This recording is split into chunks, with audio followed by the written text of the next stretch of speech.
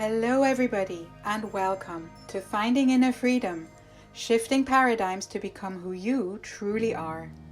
A global online event featuring over 20 speakers, healers, therapists, coaches, movement practitioners, shamans, alchemists, intuitive guides and wisdom teachers to share how we can draw on the profound wisdom that is found beyond the conditioned mind to become more free. So we can heal, be in our bodies, live from the heart, and align with our soul. For when we do this, we can create magical new ways of being and living together that help fertilize the ground for a new humanity that benefits all. Thank you for joining us.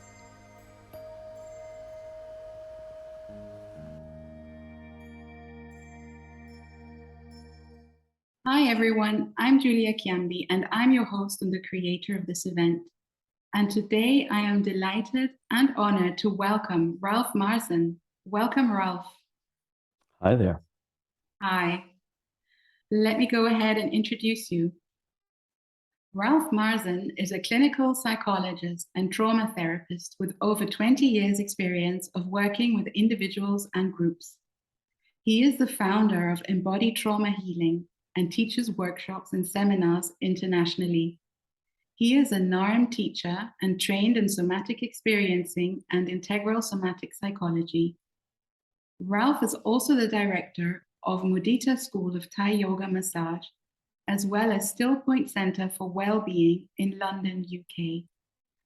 And today, he'll be talking to us about how developmental trauma impacts our sense of identity. So my first question, Ralf, is let's start with a definition of what is developmental trauma? Yeah, a good way to get into that is to distinguish developmental trauma from what we call shock trauma, single event trauma, like one thing happens and then there's before and after. Mm-hmm. Whereas developmental trauma is a process over time. Mm-hmm. Usually, it goes back to childhood. So it's almost synonymous, the terms developmental trauma and childhood trauma. And what's important to understand is that like trauma is not a thing. Trauma is actually the adaptations we had to make in response to things that were overwhelming, right? So when we talk about developmental trauma, what that means is that children had to adapt to a dynamic of usually like abuse and or neglect in ways that would protect their integrity. And so that's a very intelligent thing to do for children. And so then what ends up happening is then that we carry these adaptations forward through our lives. And so then 30 or 50 or 60 years later, we still feel, perceive, and think in the same ways that we learn how to as children. So then, of course, it becomes problematic. And what used to be an intelligent adaptation then is actually no longer adaptable. Yeah. So could you give some examples, just how this can express in somebody's life that what you've just described? Right. Yeah, I could give you so many different examples. Let me just see if I come up with one. Well, you know, like one of the things that I've seen very often in my practice, that, for example, a child growing up with a depressed parent, let it be a depressed mother. And so then in that dynamic, a child would learn to attune very strongly to the mother's needs, to read so the system of the mother very precisely, very sensitively. And so the child basically learns to focus more on other than him or herself. And because there's this dependency that children have on their parents. So in other words, the child ends up regulating the mother because it picks up that there's something wrong with the mother. The mother is depressed, dissociated, whatever the dynamic might be. And so then if that becomes then a set habit, then we end up as adults as people who are very, very attuned to others, but don't really have a lot of access to our own inner world or to our needs. Mm-hmm. And so then people like that, they often become like compulsive caretakers, and these are the kinds of people that often end up burning themselves out. Things like that. We could talk about this, to much greater extent, but that'd be one classic example. And there's many, many more. But I hope that gives you an insight into the original intelligence and the adaptation that a child needs to make, because it's important for a child to feel a sense of co-regulation and connection with the mother. And if the mother is shut down, that's not going to be available. So then the child ends up trying very hard to establish that connection, to get the feedback from the mother. And with that step, the child already learns to shut down parts of him or herself. So again, it's an intelligent adaptation as a child, but then if we take this forward and don't, work through this dynamic later on, then we're kind of still operating as, I'm not going to call it slaves, but these patterns are then automatic and they run the show, and it inhibits our free expression, our joy, and our life force.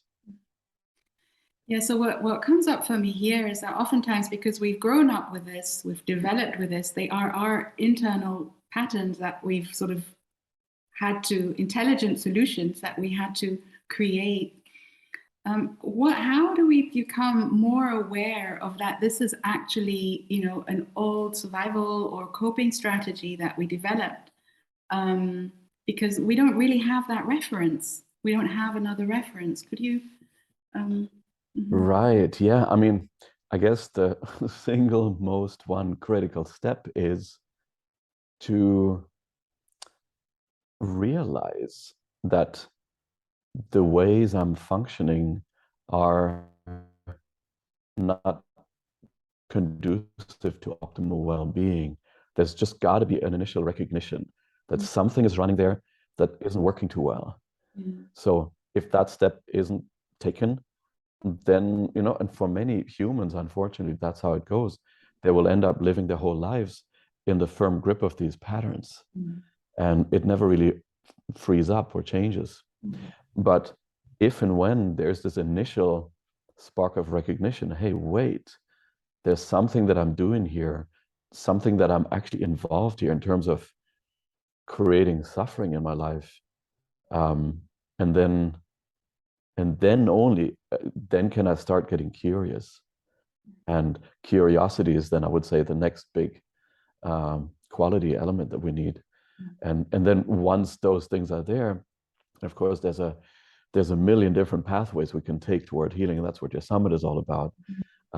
So then, of course, it's good to get help and support, and we could talk about these things more extensively. But I'd say it's like there's this initial awakening or recognition. There's actually something I can do about my level of pain and suffering. And then there's got to be this curiosity around looking into your inner world. Yeah, so we'll definitely talk about things that one can do a little later on in our talk. But maybe let's just focus on what you mean, because we're already touching on that from what you were saying, on what you mean by sense of identity. What does that mean in relation to developmental trauma? Wow, right. That's not exactly a superficial question, but let me see how I can address it. I told though. Identity, basically, I think the short version, that is like who or what we take ourselves to be. I think that's a good definition. So, and that leaves room for a large spectrum. So, for example, some people think of themselves as, I'm unworthy, I'm a piece of crap, I don't deserve anything, etc. So that would be one specific kind of shape of identity. Whereas another person might primarily identify themselves as love or consciousness. So there's a wide spectrum, and really it has everything to do with how we think and feel about ourselves, and like I said earlier, who or what we take ourselves to be. Like, what am I actually? Who am I? and how's that defined by the habitual ways that I think and feel about myself. So getting curious also about patterns, like that's what's coming for me. Well, yeah, these patterns that for most of us we developed in childhood, they obviously inform and shape the sense of identity. Let me go back to that example that I just brought. Mm-hmm. So if indeed I grew up in that particular way, that I mentioned a few minutes ago, so then I will end up thinking of myself as somebody who is very kind and giving and very tuned to others, and so that's, whereas I don't really have access to my own need. And just to bring another aspect into this particular personality pattern, most likely there's going to be a lot of suppressed frustration and anger. So then I will think of myself, well, anger, I don't have anger. I'm not an angry person. I'm a really kind person. So that's the way I end up thinking about myself, which is based on the early adaptations I had to make. And so, like, the narrower my sense of identity is, the less free I feel in my life, and the more of my own authentic aliveness is bound and repressed. So then I basically end up living and functioning as just a fraction of myself, or a small part of who and what I could actually be if I had full access to my deeper authenticity and life force and like deeper identity. So just to use that example again, that's kind of how that works. That really resonates for me, finding that deeper access to what, to the full spectrum of what I can be, the full potential of. Yeah, I would even go as far as saying the full potential of what I actually am. It's and of course we can hold in both ways of what I could be, but that's only, like, after the working through of all these adaptations I've had to make. The thing is, like, no child gets born with those thoughts about themselves. I'm unworthy. I always have to caretake others, or whatever it might be. These are all, and then based on that, a shutting down of the physiology, a contraction. No child gets born in that way. So these are all adaptations we have to make in the course of our lives. So that means, I think it's important also when we talk about identity to remember that, like, we all come into this life as kind of free beings. Just look into a child newborn's eyes, you see it there. It's like, bing, the light switched on and the love emanates. That's why we feel so drawn to babies. So it's a process of shutting that down in response to the environment that isn't attuned. So we don't have to manufacture who or what we actually are. We always, who or what we actually are. It's just that it's kind of like clouded over, like clouds across a clear blue sky, and we have to just, like, probe into those thoughts and get curious about them. Into those clouds, and really figure out what they're all about, what they hold, and how we have learned to think about ourselves in that way. And once we work through these things intelligently, then it's almost like, oh yeah, then the sky can open up again. But the sky has always been there. It's just that we can see it more clearly again because our perception is less clouded. Yeah, that's such a beautiful example. Right. Yeah. But before we dive into looking at the clouds more deeply, tell us a bit. So in development, we all grow up in a phase where we don't have words and we don't have that so much explicit memory that we can sort of work off. How can this show up in an adult person if they've experienced some kind of developmental trauma, or not had, like, attachment trauma, for example, early attachment trauma, that actually don't really remember? How can that show up in somebody's life? Yeah, great question. Well, it can show up in so many different ways, and in so many, like, systemic ways. Like, what we have to understand is, in that pre-verbal stage, a child doesn't yet have the ability to consciously make any meaning of their experience, or reflect on their experience, because there really isn't that cognitive faculty online yet. So basically what ends up happening is, mostly a physiological response. And mostly what ends up happening is a contraction, a contracting that the infant has to do in order to deal with any dynamic around abuse and or neglect. Because obviously that is so extremely threatening and so extremely painful when the environment isn't attuned to an infant or a very small child, that the only means available is shutting down of the body at the very beginning. Like even the musculature is not even available, like around, how do I put this? Like at the very beginning of life, a baby doesn't even have the capacity to contract the musculature. So what ends up happening is that the viscera get the hit. So the viscera get contracted and or the central nervous system. So these are the core structures in the whole body. And later on, as more of the musculature comes online, then that can also get contracted actively. But so we're talking about a physiological contraction at the core of the person's body. And then once you have that, then what ends up happening, which is also very relevant, then the psychological sense of self ends up kind of being generated on top of a very shaky physiological foundation. That's an important line there. So the psychological sense of self as well as the identity ends up, stands on a very wobbly, shaky, impacted physiological foundation.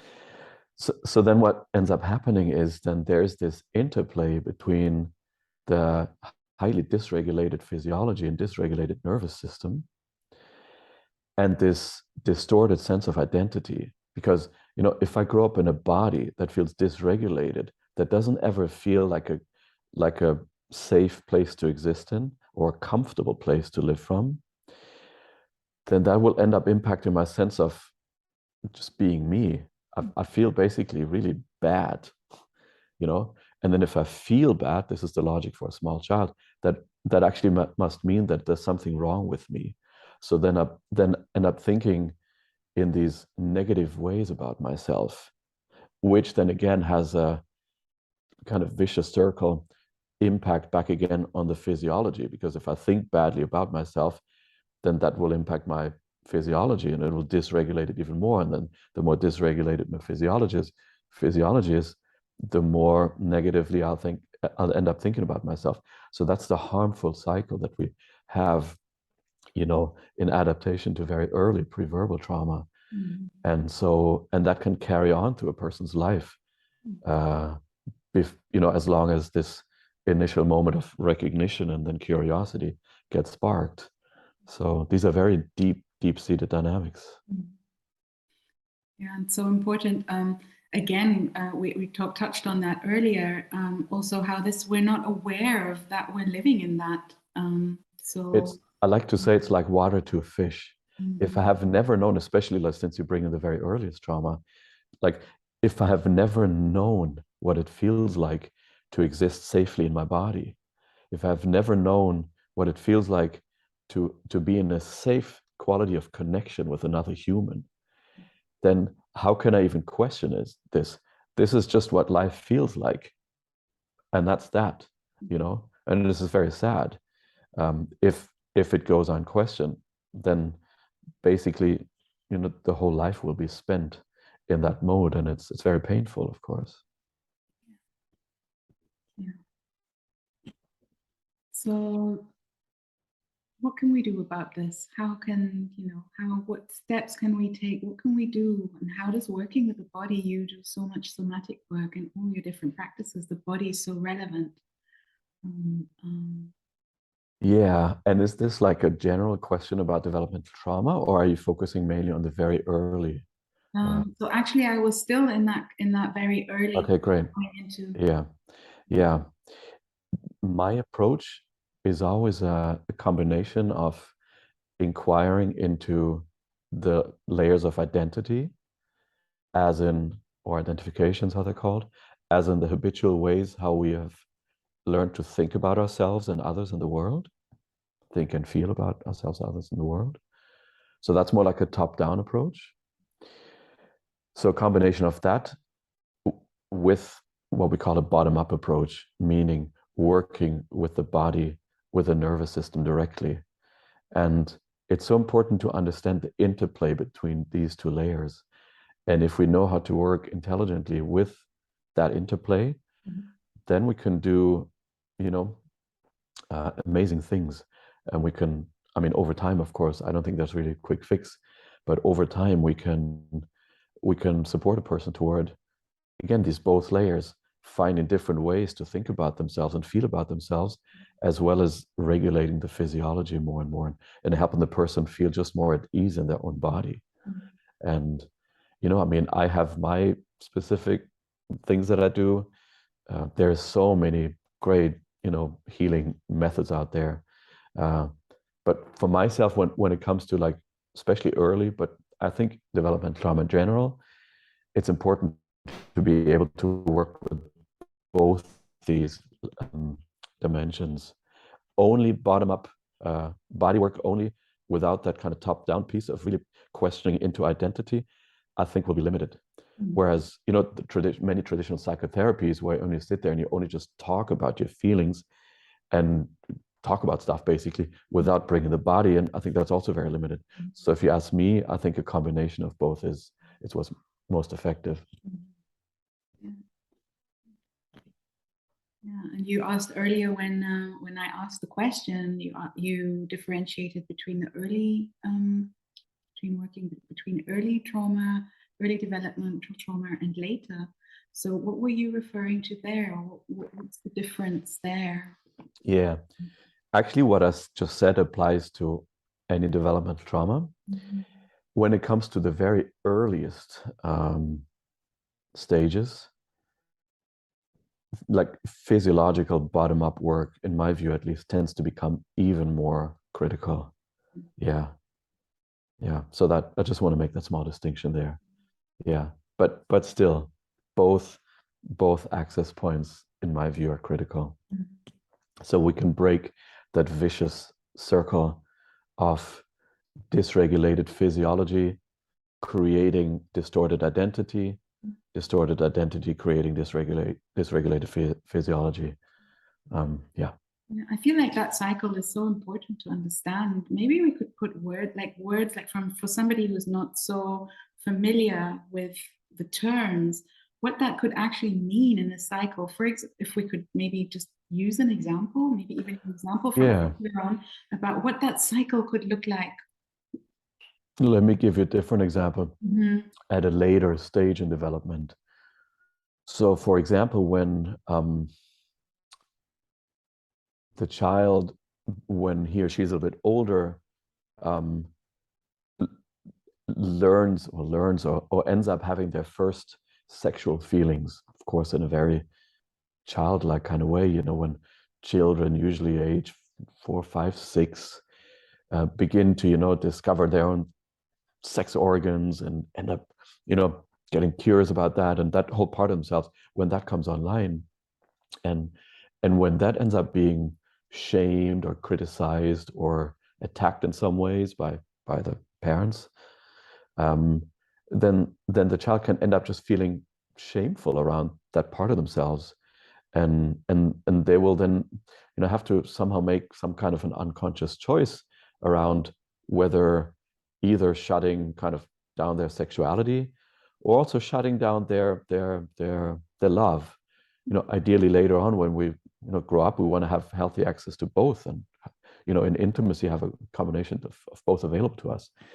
So then what can end up happening then in response to having that developmental stage being attacked, criticized, judged, shamed, ridiculed, whatever it might be, is that then as we grow older, a person ends up shutting down their heart in intimacy. They don't trust that the most vulnerable and alive part of themselves is going to be met beautifully. So then they end up shutting down their heart, and then they might think of themselves as let me bring in another dynamic. And in order to compensate for that, they might end up, putting a lot of emphasis on their appearance, looking good, performing well, because that is in a way what they have, the solution that they've come up with, the adaptation they've come up with. Well, if I'm not being loved already for just me with my own authentic life force, including my sexual energy, then something is wrong with me, right? So this is the core identification here, the sense of how that impacts the identity. That means something is wrong with me. So how do I deal with that? And one of the very common attempts to compensate for that is then to try and present a very attractive image or perform really well so that others can then see me as worthwhile. But it's already a step removed from my own authentic expression. So then I might end up thinking about myself, I'm so good looking, I'm so successful or whatever. But that's not really my true sense of authentic identity. It's in a mask, we could say. Yeah.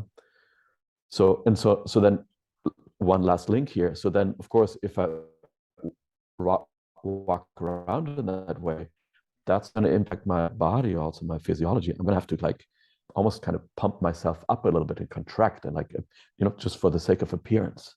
So then again, we have this cycle, between ways how I think and feel about myself and how that impacts the body and back and forth. And so then in the work, it would be really sort of getting curious about both. Yes, very much. Curious about both. Okay. Yeah, my favorite two qualities that I like to invite and bring into these explorations are curiosity and friendliness. Yeah, if we have those two qualities available to ourselves as we, begin to dive in, then there's a good chance we'll make good progress. Curiosity and friendliness. Yeah, and those are two qualities that many people who have grown up with developmental trauma might not have actually experienced. So that even that in itself might be something we need to create a new reference for inside of ourselves first. Beautifully put. And most times this is where another needs to come in. That's why it's so helpful to go to a therapist of some sort, or might be a trusted friend, so that a person can even in the connection, in the co-regulation, begin to perceive that those qualities are actually available. It's like at the beginning, they may come from outside in, and that can help the person work through their own internal obstacles that they have built around, having the capacity to feel curious about and friendly toward themselves. And that can then be worked with. So that's why, healers, therapists are so important on that journey. Let me add one more thing to what you just said, because it was beautiful. The more contracted and tight our sense of identity is. So I have worked with so many people who literally walk around, they just think I'm bad. Everything about me is wrong. It's like this relentless habit of judging themselves. So the more limited and contracted that sense of identity is, the less curiosity and friendliness will be available then, because it's so locked, and the more locked and rigid and tight that sense of identity is, the more that tells us about the depth of adaptation that the person had to make early on in their lives. Because again, no child gets born with that sense about themselves, Yeah. Taking just a moment of time there to let that sink in. Yeah, thank you. This is profound. This goes right to the root of pretty much everything that humans struggle with,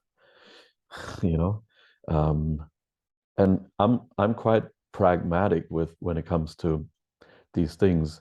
It's like I like to address things at the root. That saves time and energy. And that's not me saying that this work is easy, but I think it's really important to have this understanding of what it actually is that generates suffering. I'm not talking about suffering when we break an arm or something, but like the inner psychological self-created suffering. And so once we understand the root level, that we can also access the root level. Yeah, so many people who are watching this might be interested or inspired to find ways of getting help or healing. And you've already touched on a few things that are important in terms of that, at some point we do need somebody else to help us nurture new experiences and new feelings. Yeah. What else can somebody do? Maybe some people might not have therapy available to them. Great. Let me respond in two ways, because you had said another thing in your question, which was also very potent. It's in many ways, the path of healing requires having what I like to call corrective experiences. And that can happen just kind of like in solo space, but more often than not, when it comes to working with developmental trauma, it will have to happen in connection with another human. Because these patterns, these habitual ways of thinking and feeling about ourselves and others and the world are so deeply ingrained that it requires something else, like a new stimulus coming in. And that's most often most easily available in an interaction with another, whether that's a therapist or a loved one, or it doesn't matter what role it is. But corrective experiences, then the brain can literally learn different ways. And we know about neuroplasticity in the brain and nervous system, then like new neural networks can be formed. And so then from inside out, like a new way of thinking and feeling becomes available. So corrective experiences it's usually important. We have to interrupt these set habits. And because going back to developmental trauma, this is at the beginning of life when our brain gets literally shaped like the hardware, and it gets shaped in connection. The brain doesn't get shaped as an organ outside of relational dynamics. Mm-hmm. The brain is a relational organ. So it just goes to show how deeply the wiring goes. And so new stimuli are needed, and that most often, I say one more time, happens in connection with another. So there's that. And can we do other things? Of course we can. There's so many powerful practices out there that one can engage in. I don't think I have to like name them all: yoga, meditation, tai chi, qigong, walking in the woods. Many people find great relief by being in nature. There's so many things, working with breath, good diet, exercising, good sleep, all these things, with increasing access to curiosity and friendliness. Mm-hmm. What ends up emerging is that the person naturally wants to treat themselves more kindly, mm-hmm. and their body more kindly. And so that, of course, then feeds back on feeling better in the body, which feeds back into the ways of thinking and feeling about ourselves. So there's many things one can do. Go to beautiful places, put beautiful things in your home. There's so many ways how we can bring good feelings, resources into our day-to-day lives. Seek out good people that are good for you, build community. I'll stop here. I could go on. Yeah, so like what's coming up for me is that really important question all of us should have with us all the time. Is this good for me? Is this nurturing for me? Whatever it is. Which is so true, which doesn't mean that we need to end up becoming like hedonistic and self-absorbed. I don't want to do anything unless it makes me feel blissful. I mean, we have responsibilities. Those of us who are parents, for example, it's not always about, is it only good for me? So there's that. And it's still a great question as a GPS. Mm-hmm. Is this good for me? Do I enjoy this? Mm-hmm. And again, for many people that are so bound in their sense of identity, thinking of themselves as being unworthy and bad, that's not a question that they live with, Mm. Mm. And the question of if something is good for me or not, might also be sort of in a longer trajectory, just because you mentioned that, it's not always about that immediacy of good. It's really about, is it fostering my being? Beautiful. I really like what you added there. And I like, is it fostering my being? Mm-hmm. That's beautiful. Yeah, for sure. I fully agree. Yeah. So it's a great inner GPS, to live with. Yeah. Beauty is also a good one. What produces more beauty? How can I, this is a good one that I recommend. How can I attune my perception more to beauty? Even like for a moment, you know? Is there anything beautiful that I can look at or think about? And just to notice what that happens to me. What ends up happening to me, how that impacts me. So that's another good orientation point. Wonderful.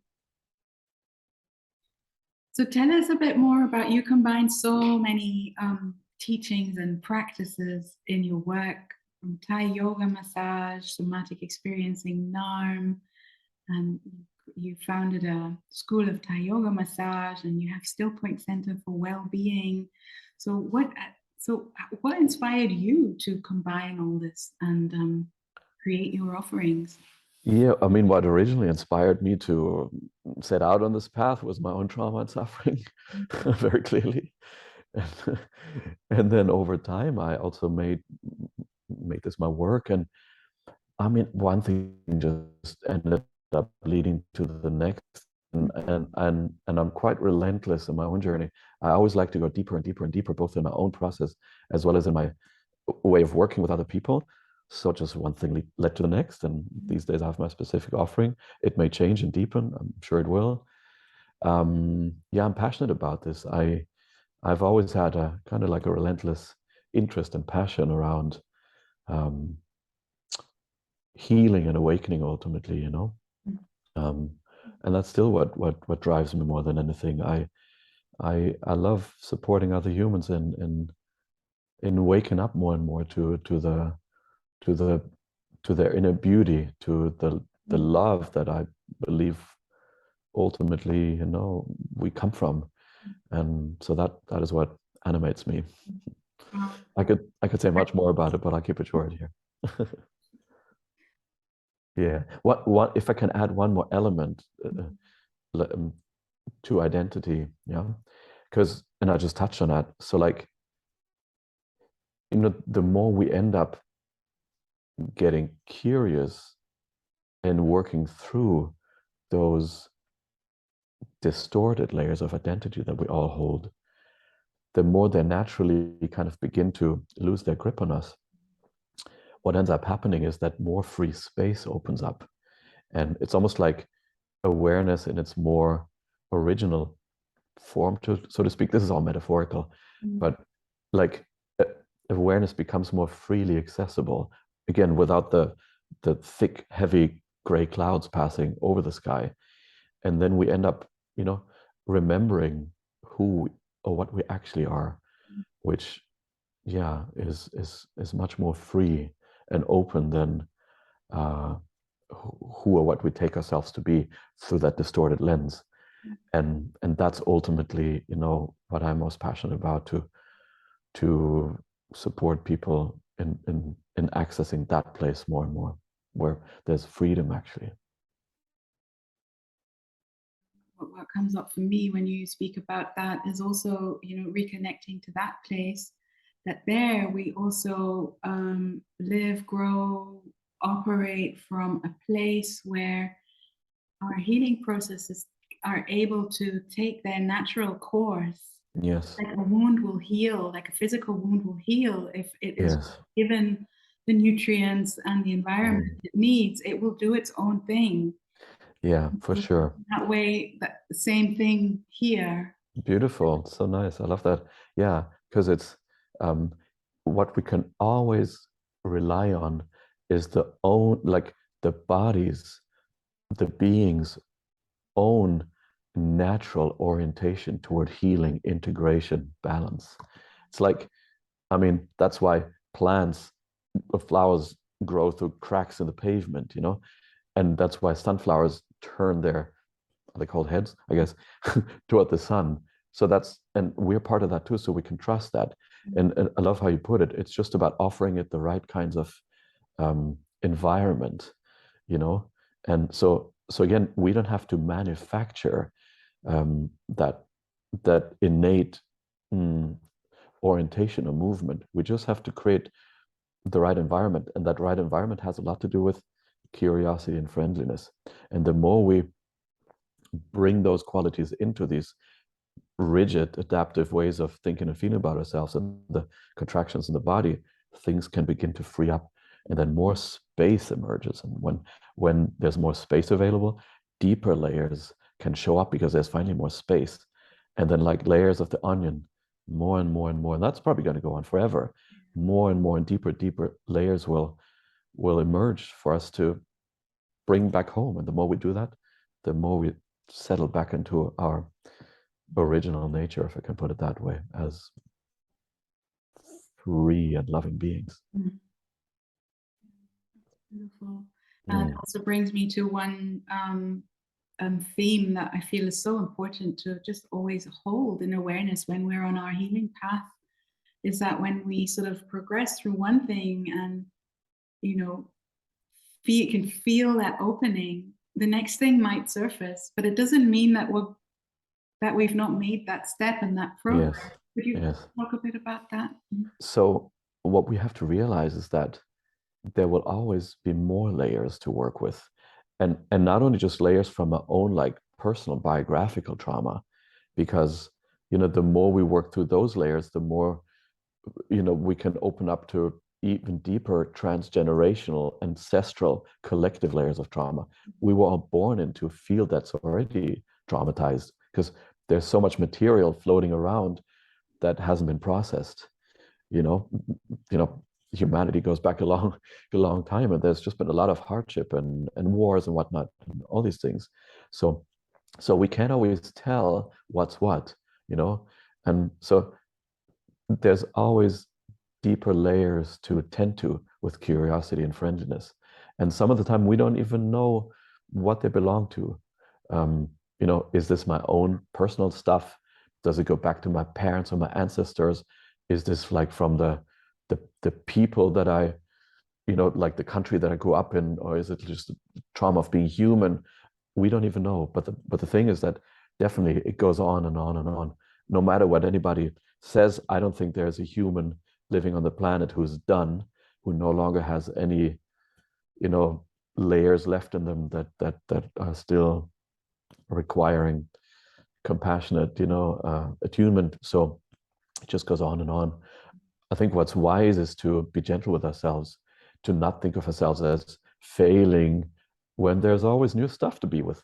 Life is not easy. We live in a realm of duality. There's tons of lovely stuff and tons of difficult stuff. That's just how that is. And there's no escape from it, no matter what anybody out there says. And that's just that. And the more we can, like remember our innate free nature and our deep loving heart, the more we can deal with these things as they come. And it's just how it is. Thank you so much, Ralf. Yeah, so welcome. Been wonderful talking to you. Yeah, we've come to the end. Our time is up. Maybe you can tell the audience a bit about your free gift. And before you do that, let me just say, everybody watching, you just need to scroll down Ralf's speaker page and you'll find the link there. And you could tell us about your free gift, Ralf, and also what you offer. Yeah, how we can connect with you. Certainly.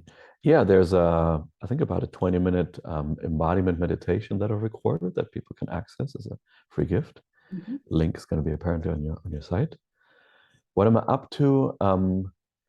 It's interesting, with the pandemic, I put a lot of my teaching on the back burner, but I'm picking it back up. I have a retreat planned next June 23 in Greece. And it's going to be on my website. And that's going to be specifically exploring the dynamic that you and I've just talked about today, trauma and identity. So it's going to be really deep work. So that's my next teaching offering. Also, I'm a NARM teacher. For those of you interested, look it up. It's a phenomenal developmental trauma psychotherapy. And there's other teachers teaching it, but I'll be teaching my first ever training actually in Slovenia next year. There'll be one coming up in the UK, probably a couple other countries. So that has my focus too these days. And more offerings will come online to be found on my website. If you want to sign up, you're most welcome. So yes, you can find also Ralf's website on his speaker page. And thank you so much, Ralf. And bye-bye, everybody. Bye. Very welcome.